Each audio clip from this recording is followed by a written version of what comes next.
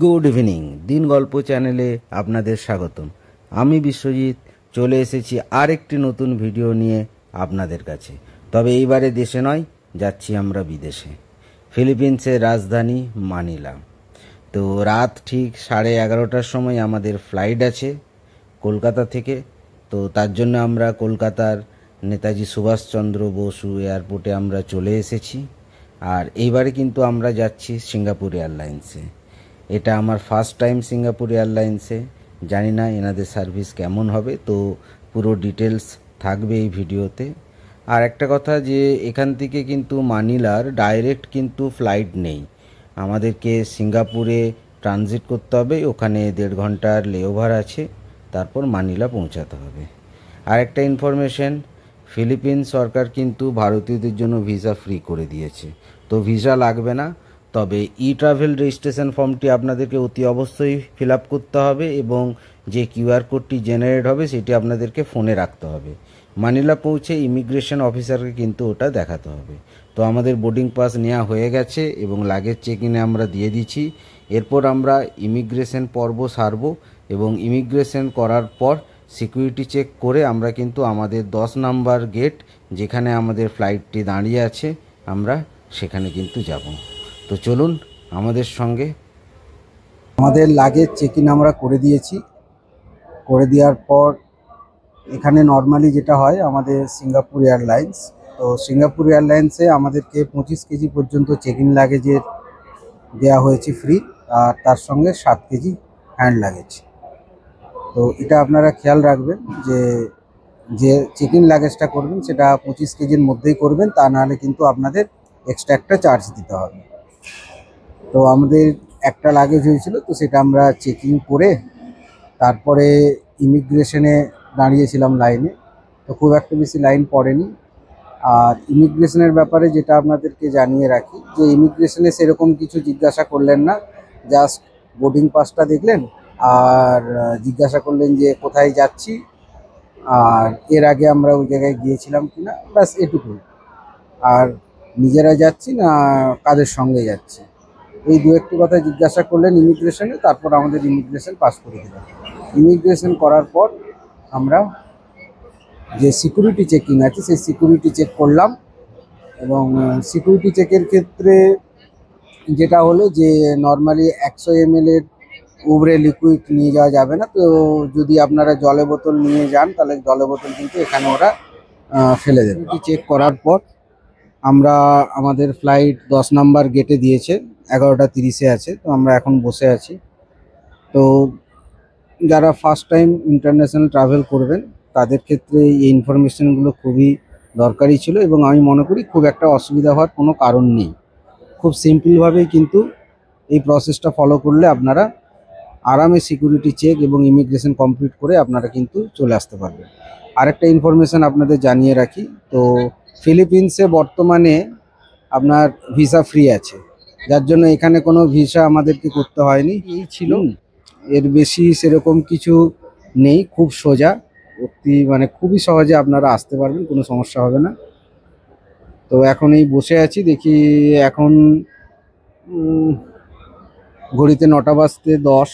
তো দেখি এখানে আমরা এবারে লাউঞ্জে যাব। লাউঞ্জে যদি কিছু খাবার পাই তাহলে ওখানে সামান্য কিছু খাবার খেয়ে তারপর আমাদের 11:30-এ ফ্লাইট আছে, আমরা ফ্লাইট। এখানে আরেকটা জিনিস খেয়াল করবেন, যখন ইমিগ্রেশন হবে তখন একটু খেয়াল করে নেবেন যে আপনার ইমিগ্রেশনের যে স্ট্যাম্পটা সেটা যেন আপনার বোর্ডিং পাস এবং পাসপোর্টে যেন থাকে। এখানে দেখুন, এই যে আমরা ইন্ডিয়া ছেড়ে বেরোচ্ছি তার কিন্তু ইমিগ্রেশনের স্ট্যাম্প কিন্তু পাসপোর্টে ওনারা দিয়ে দিচ্ছেন। আবার যখন আমরা রিটার্ন করব ইন্ডিয়াতে তখন কিন্তু ওনারা এই পাসপোর্টে আরেকটি রিটার্নের স্ট্যাম্প দিয়ে দেবেন, যেটা থেকে প্রুভ করবে যে আমরা ইন্ডিয়ার বাইরে এতদিন ছিলাম এবং আবার ইন্ডিয়াতে আমরা চলে এসেছি। একইভাবে দেখুন এখানে যে বোর্ডিং পাস দেওয়া আছে, বোর্ডিং পাসেও আপনার এখানে আপনার স্ট্যাম্প কিন্তু লেগে গেছে। দেখুন আমাদের কলকাতা থেকে মানিলা যাওয়ার টিকিট পড়েছিল যাতায়াত পার হেড 35,450 টাকা।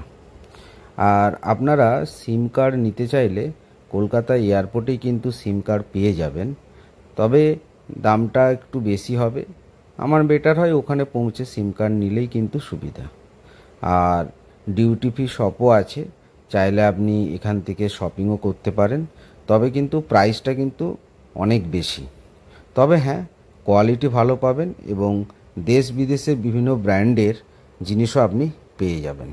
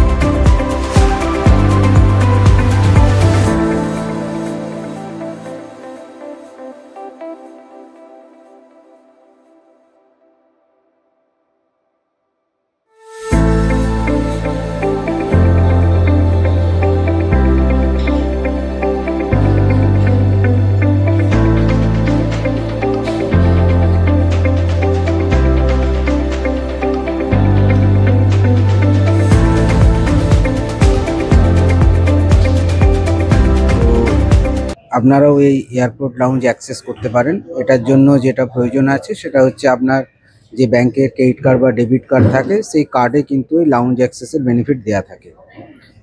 তবে আপনাদেরকে দেখে নিতে হবে যে আপনি যে কার্ড ইউজ করেন তাতে এই সুযোগটা দেওয়া আছে নাকি, ফেসিলিটিটা আছে নাকি। আরেকটা কথা, যদি আপনাদের কার্ড যদি নাও থাকে সেক্ষেত্রেও আপনারা লাউঞ্জ অ্যাক্সেস করতে পারেন। তার জন্য এখানে 3500 টাকা পার হেড লাগে, যেখানে আপনি এখানে 1 থেকে 1.5 ঘন্টা আপনি এখানে কিন্তু বসতে পারেন। তো যেহেতু আমার এইচডিএফসির রিগালিয়া গোল্ড ক্রেডিট কার্ড ছিল, তো সেই কার্ডে আমার এই বেনিফিট ছিল, যার জন্য কিন্তু আমার কোনো টাকা লাগেনি, মাত্র 2 টাকা কেটেছে লাউঞ্জ অ্যাক্সেসের জন্য।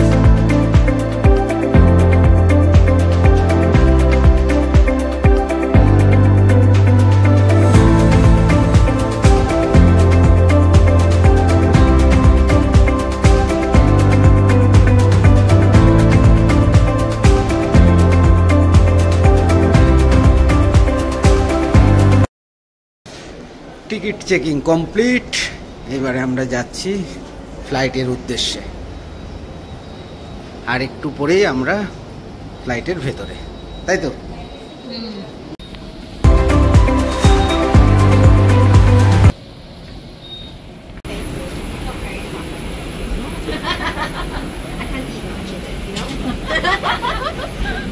Good evening.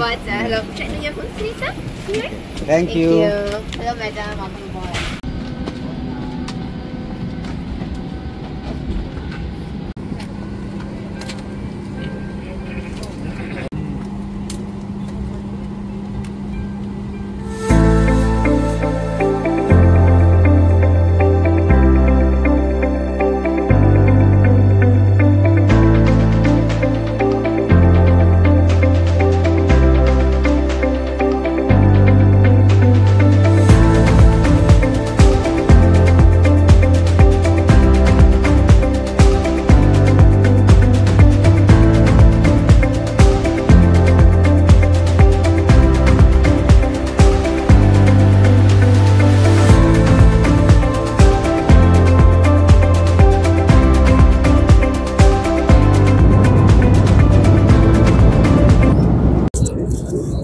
প্রচন্ড ভেতরে ঠান্ডা, এতটা কুল করে দিয়েছে যে বাধ্য হয়ে কম্বল গায়ে দিতে হয়েছে। এখনো তো খাবার দিয়ে যায়নি, তো আমাদের খাবার ধরা আছে, তো খাবার একটু পরেই দিতে আসবে। এই ফ্লাইটের একটা জিনিস খুব ভালো, এন্টারটেনমেন্ট সিস্টেম যেটা আছে সেখানে আপনার নিজের পছন্দ মতো নতুন যে রিলিজ মুভিগুলো আছে সেগুলো আপনারা দেখতে পাবেন, প্লাস মিউজিক আছে। তবে সব থেকে যেটা ভালো সেটা হচ্ছে যে এখানে ফ্লাইটের যে গতিপথ সেটা স্ক্রিনে দেখা যাচ্ছে, অর্থাৎ কলকাতা থেকে ছাড়া থেকে শেষ পর্যন্ত ফ্লাইটটা কতটা উপরে যাচ্ছে, টেম্পারেচার, বাইরের টেম্পারেচার কত আছে, বা কোন কোন কান্ট্রির উপর দিয়ে যাচ্ছে তার ডিটেলসটা কিন্তু মনিটরে দেখা যাচ্ছে, যেটা সব থেকে আমার ভালো লেগেছে। আপনাদের দেখাচ্ছি, দেখুন মানিলা এখানে দেখা যাচ্ছে।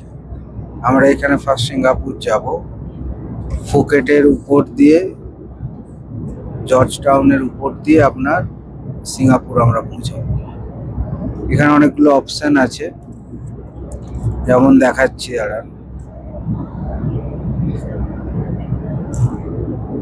বর্তমানে যে টাইম টু ডেস্টিনেশন দেখাচ্ছে 2:55, গ্রাউন্ড স্পিড এখন আছে 502 মাইল পার আওয়ার, এবং এটা প্রায় আপনার জমি থেকে 35,011 ফুট উপরে ফ্লাইটটা কিন্তু এখন যাচ্ছে, সেটা কিন্তু এই ম্যাপে দেখা যাচ্ছে। এটা কিন্তু দারুণ একটা জিনিস। আমাদের খাবার চলে এসেছে। তো আমাদের দুটো অপশন দিয়েছিল, একটা ছিল ভেজ আর একটা হচ্ছে নন ভেজ। তো আমরা হিন্দু নন ভেজ অপশনটা চুজ করেছি। তো খাবার চলে এসেছে আমাদের কাছে। তো খাবারের মধ্যে যেটা দিয়েছে, ফ্রাইড রাইস আছে, তার সঙ্গে আলুর তরকারি আছে এবং ল্যামের মাংস আছে। তো আমি তো ল্যাম খাই না, তো আমি আলুর তরকারি দিয়েই খাবো। আর একটা ছোট বন পাউরুটি দিয়েছে, আর 500 ml একটা জলের বোতল দিয়েছে, আর একটা চকলেট ফ্লেভারের বড় সাইজের একটা কিন্তু পেস্ট্রি দিয়েছে, আর একটা দই বড়া দিয়েছে, আর হচ্ছে এক কাপ টক দই দিয়েছে। আরও ছোট ছোট কিছু জিনিস দিয়েছে, যেমন হচ্ছে চায়ের জন্য একটা ছোট্ট দুধের প্যাকেট দিয়েছে, আর একটা ছোট্ট বাটারের প্যাকেট দিয়েছে, আর আচার দিয়েছে। তো আইটেম অনেকগুলোই আছে এবং খাবারটা গরমও আছে। তো এবারে খেয়ে দেখলে বুঝতে পারবো যে খাবারের টেস্ট কেমন। তো নর্মালি কি হয়, ফ্লাইটে কিন্তু খুব একটা বেশি টেস্টি খাবার পাওয়া যায় না, তবে এই খাবারটা কিন্তু একটু আলাদা। আমাদের যে ইন্ডিয়ান ফুডের যে একটা অন্যরকম টেস্ট থাকে, কিছুটা হলেও সেই টেস্টটা কিন্তু আমরা পাচ্ছি। তো সেই দিক থেকে ফ্লাইটের খাবারের দিক থেকে যদি বিচার করা হয় তো বলতে পারি খাবার ইজ গুড। আরেকটা কি, সিঙ্গাপুর এয়ারলাইন্সের আপনার সিটও কিন্তু খুব কমফোর্টেবল এবং লেগ স্পেস অনেকটা থাকার জন্য জার্নিটা খুব স্মুথ হয়।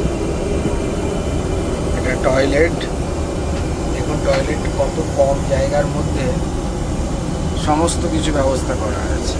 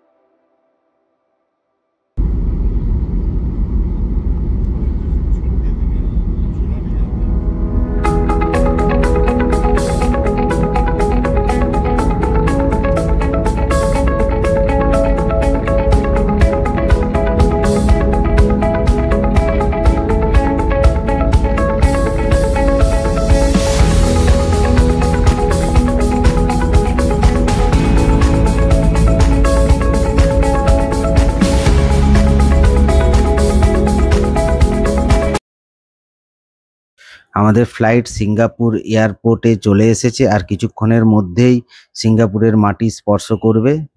আর এখানকার লোকাল টাইম 6:30-এ অ্যাকচুয়ালি ফ্লাইটটি আসার কথা ছিল, কিন্তু লেট করায় এখন কিন্তু ঘড়িতে 7:30 বাজে। আর আমাদের নেক্সট ফ্লাইট কিন্তু 7:55-তে, তাই হাতে কিন্তু একদম সময় নেই। তাড়াতাড়ি কিন্তু আমাদেরকে পরের ফ্লাইটটি কিন্তু ধরতে হবে, তা নাহলে কিন্তু আমরা ফ্লাইটটি মিস করব। তো যাই হোক, আমরা কোনো রকমে তাড়াহুড়া করে এসে ফ্লাইটটিকে ধরে নিতে পেরেছি। আর এই যে ফ্লাইটটি, এই ফ্লাইটটি হচ্ছে SQ 914। আর আগে যে ফ্লাইটটা আসছিলাম সেটা SQ 517। তো আগের ফ্লাইটটার থেকে এই ফ্লাইটটার আকারটা কিন্তু আরও বড়, এবং এই ফ্লাইটের সামনের দিকে বিজনেস ক্লাস আছে এবং তারপরে ইকোনমি ক্লাসটা শুরু হয়েছে।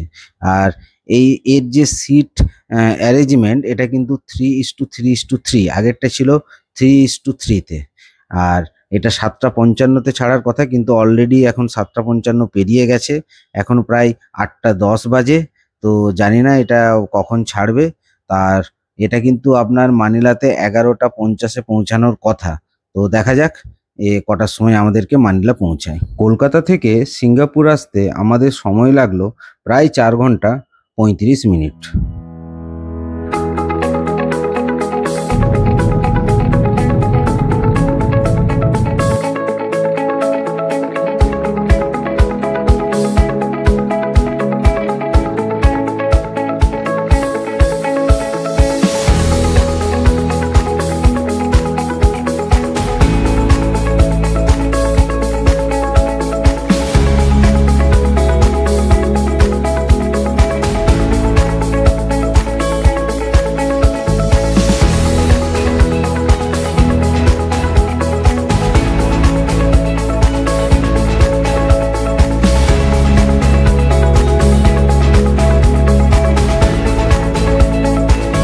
মানিলা চলে এসেছি, এরপর আমরা ইমিগ্রেশন সারবো। ইমিগ্রেশনে প্রচুর লম্বা লাইন, ভিডিওটি এই জন্য আর বাড়াচ্ছি না। যদি ভিডিওটি আপনাদের ভালো লেগে থাকে তাহলে অতি অবশ্যই লাইক এবং সাবস্ক্রাইব করবেন, আর যদি কোনো সাজেশন থাকে অতি অবশ্যই কমেন্টে জানাবেন। তো আজকের জন্য ভিডিওটি এখানেই শেষ করলাম। পরবর্তী ভিডিওতে আবার দেখা হবে, যেখানে আমরা মানিলার বিভিন্ন দর্শনীয় স্থানগুলি আপনাদের কাছে